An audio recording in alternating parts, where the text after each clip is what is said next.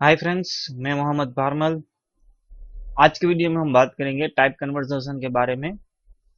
वो क्या होता है? जो हमने प्रॉम्प्ट डायलॉग बॉक्स स्टडी किया था, उसमें जब भी हम कोई भी वैल्यू इनपुट करवाते हैं तो उसमें क्या होता है कि जो वैल्यू इनपुट होती है और वेरिएबल में जो स्टोर होती है, जैसे कि यहाँ पे ए वेरिएबल और यहाँ पे बी वेरिएबल लिखा है आप प्रॉम्प्ट के लिए। तो उसमें जो कुछ भी डेटा टाइप होगी वो स्ट्रिंग डेटा टाइप होती है। जब भी हम उसमें कुछ मैथमेटिकल कैलकुलेशन मतलब कि एडिशन सब्ट्रैक्शन डिवीजन करवाने की कोशिश करेंगे तो पॉसिबल नहीं होगा। जैसे कि यहाँ पे c is equal to X plus Y लिखा हुआ है, वो गलती से है, वो थोड़ा बहुत मैं चेंजेस कर रहा था। यहाँ से मैं फिर से a प्लस बी लिख देता हूँ। तो a की वैल्यू और b की वैल्यू जो कुछ भी होगी ऐड होके c वेरिएबल में स्टोर होगी। लेकिन ये होगा नहीं क्योंकि ये स्ट्रिंग में डिफॉल्ट वैल्यू स्टोर होती है। मैं एक बार प्रोग्राम रन करके दिखाता हूँ आपको।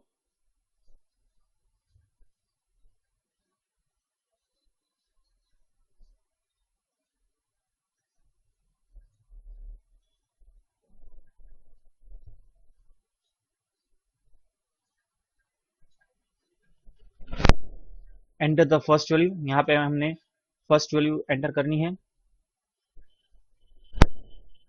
अब ये सेकंड वैल्यू में एंटर करिए। यहाँ पे आप देख सकते हैं 58 प्लस 9 जो आंसर आना चाहिए वो नहीं मिला मुझे, लेकिन जो स्ट्रिंग थी वो मर्ज हो गई, कॉन्केट हो गई, और जो कुछ भी उसका आउटपुट था वो मुझे मिला।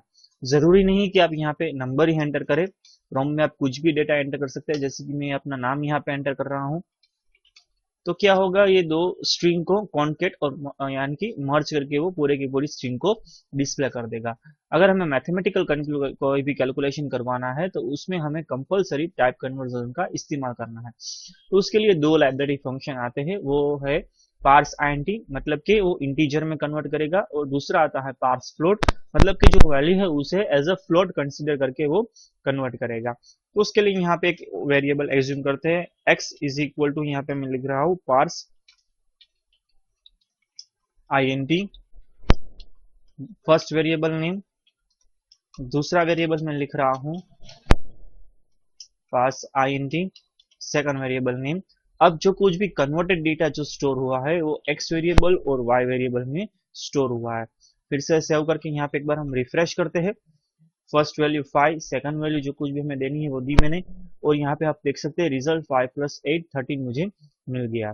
तो क्या होता है कि पार्शियलिटी से जो कुछ भी स्ट्रिंग होती है वो एज अ इंटीजर में स्टोर हो जाती है। मतलब कि जब भी हम प्रॉम्प्ट में कोई भी वैल्यू स्टोर करते हैं, जैसे कि मैंने 5 फर्स्ट टाइम एंटर किया, दूसरे में मैंने 8 एंटर किया, तो एज अ डबल कोटेशन वो स्टोर होता है, मतलब कि स्ट्रिंग में स्टोर होता है। और जब भी हम पार्स आईएनटी से उसे कन्वर्ट कराते हैं तो वेरिएबल में वो कन्वर्ट होके विथआउट अ डबल कोटेशन मतलब कि प्योर इंटीजर में वो स्टोर हो जाती है। तो जिसकी मदद से हमारा जो कुछ भी मैथमेटिकल कैलकुलेशन होगा वो आसानी से हम कर पाएंगे। दूसरी बात की अगर आप ध्यान से देखें तो जावास्क्रिप्ट का जो कुछ भी मैंने अभी तक कोड लिखा है उसमें सिर्फ मैंने आई यहाँ पे दोनों जगह पे कैपिटल किया हुआ है। वो क्यों किया हुआ है कि जावास्क्रिप्ट का एक बेसिक रूल है कि कोई भी आप पोर्शन लिख रहे हैं जावास्क्रिप्ट का सिंटेक्स का, अगर वो कंटिन्यूअस है मतलब कि वो बीच में डॉट नहीं आता है, जैसे कि आप देख सकते हैं डॉक्यूमेंट राइट, ये दो वर्ड से लेकिन बीच में डॉट आ जाता है। पार्स आइंट अगर आप ध्यान से देखिए तो वो पूरा है लेकिन बीच में डॉट नहीं आता है। तो किसी भी पोर्शन में अगर आप डॉट नहीं आ रहा है और उसमें मल्टीपल वर्ड्स आते हैं, पार्स आइंटी दो वर्ड्स है लेकिन बीच में डॉट आ जाता है, लेकिन parse sorry document dot write दो वर्ड है लेकिन बीच में डॉट आ जाता है, लेकिन पार्स आइंटी में बीच में डॉट नहीं है। इसलिए उसका रूल क्या है, फ्रॉम द सेकंड वर्ड जितने भी वर्ड्स आप लिख रहे हैं उस हर वर्ड के फर्स्ट अल्फाबेट को आपको कैपिटल करना है। जैसे कि कुछ लाइब्रेरी फंक्शन होते हैं और कुछ डॉक्यूमेंट में एक एक्स्ट्रा पोर्शन आता है। जैसे कि डॉक्यूमेंट के बाद आपको एक आगे सिलेबस में मैं करवाऊंगा document dot gate element by ID, एक पुरानी सिंटेक्स है। Document dot gate element by name, एक लाइब्रेरी फंक्शन, जैसे कि अगर हम बात करें तो टू अपर केस एक लाइब्रेरी फंक्शन है, दूसरा लाइब्रेरी फंक्शन है टू लोअर केस। तो उसमें क्या हुआ कि अगर आप ध्यान से देखें कोई भी पोर्शन है जिसमें मल्टीपल वर्ड्स आते हैं और बीच में डॉट्स नहीं आता, तो from the second words her word का फर्स्ट अल्फाबेट हमें कैपिटल करना है। जैसे कि यहाँ पे मैंने ई कैपिटल किया, बाई कैपिटल का बी, और आई का आईडी का आई, यहाँ फिर से ई बी और यहाँ पे n, t फर्स्ट वर्ड है इसलिए मैंने कैपिटल नहीं किया, u second word, c third word, l second word, c third word. तो एक बेसिक रूल है जो मोस्ट केसेस में यही इंप्लीमेंट होता है, ये हमें याद रखना है। फ्रॉम द सेकंड वर्ड हमें कैपिटल करना नहीं भूलना है। तो ये इंटीजर कन्वर्जन हो गया। अब अगर हम आगे देखें, यहाँ पे जो मैंने न्यूमेरिक वैल्यू एंटर की थी उसकी जगह मैं मिक्स डेटा सपोज में एंटर कर रहा हूँ। मतलब कि यहाँ पे मैंने न्यूमेरिक की जगह मैंने कोई स्ट्रिंग एंटर कर दी, मतलब कि ABC, दूसरे में मैंने एंटर किया XYZ। तो यहाँ पे मुझे दिखा NaN, नोट ए नंबर। जो आप वैल्यू इनपुट करवा के कन्वर्ट करवा के एडिशन करवाना चाहते हैं या मैथमेटिकल क्वालिफिकेशन को भी करवाना चाहते हैं, वो नंबर नहीं है, मतलब कि वो मैथमेटिकल कैलकुलेशन हो पाएगा नहीं। एक और बार दूसरी ट्राई कर लेते। यहाँ पे मैं एंटर कर रहा हूँ 5a, दूसरे में मैंने एंटर किया 6x। तो ये जो कुछ भी रिजल्ट होगा हमें मिल गया। क्यों कि पार्स एंटी जो कन्वर्ट करता है, और दूसरा जो लाइब्रेरी फंक्शन है पार्स फ्लोट, जो कुछ भी कन्वर्ट करता है from the left hand string की जो कुछ भी वैल्यू होते हैं उससे स्टार्ट करता है। तो फ्रॉम द फर्स्ट कैरेक्टर का अगर आप कंसिडर करें तो वो 5 आया, तो 5 को इंटीजर में कन्वर्ट करेगा। ए है वो पॉसिबल नहीं है, मतलब कि वो आगे कन्वर्ट करेगा नहीं। 6 वो कन्वर्ट करना पॉसिबल है तो उसे इंटीजर में कन्वर्ट करेगा। x पॉसिबल नहीं तो आगे का कुछ भी होगा वो कन्वर्ट होगा नहीं।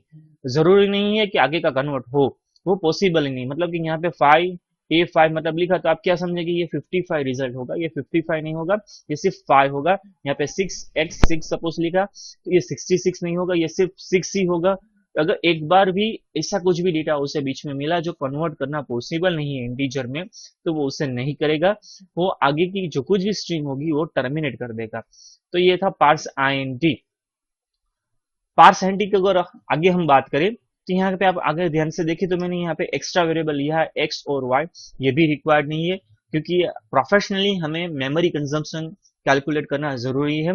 ए वेरिएबल भी मेमोरी कंज्यूम करेगा और एक्स वेरिएबल भी मेमोरी कंज्यूम करेगा। तो यहाँ पे डायरेक्टली आप ए भी लिख सकते हैं और बी लिख सकते हैं। मतलब कि क्या होगा कि जो कुछ भी स्ट्रिंग वैल्यू होगी वो ओवरराइट हो जाएगी उसी वेरिएबल में। जैसे कि ए फर्स्ट स्टेटमेंट में 5 हुआ और जहां पे हमने कन्वर्ट किया वहां पे a इज इक्वल टू 5 हो गया, तो ओवरराइटेड वैल्यू जो लास्ट है 5 इंटीजर में वो डेटा टाइप में वेरिएबल में स्टोर होगी। तो हमारा थोड़ा कन्वर्जन जो कुछ भी हो गया बच गया। यहाँ पे मैंने सी वेरिएबल लिखा है, वो भी रिक्वायर्ड नहीं है, आप इतना एडवांस में नहीं करवाना चाहता।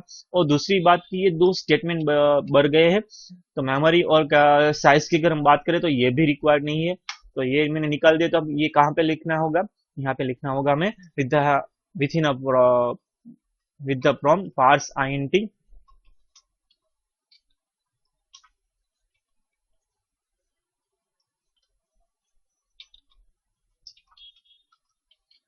अब नीचे लिखा और ऊपर लिखा दोनों में डिफरेंस क्या है। सबसे पहले तो हमारी दो स्टेटमेंट बच गए, जो कुछ भी लाइन थी वो हमारी बच गई। वो इंटरप्रेटर जो कुछ भी है ब्राउजर का वो इसे स्पीडीली एग्जीक्यूट कर पाएगा।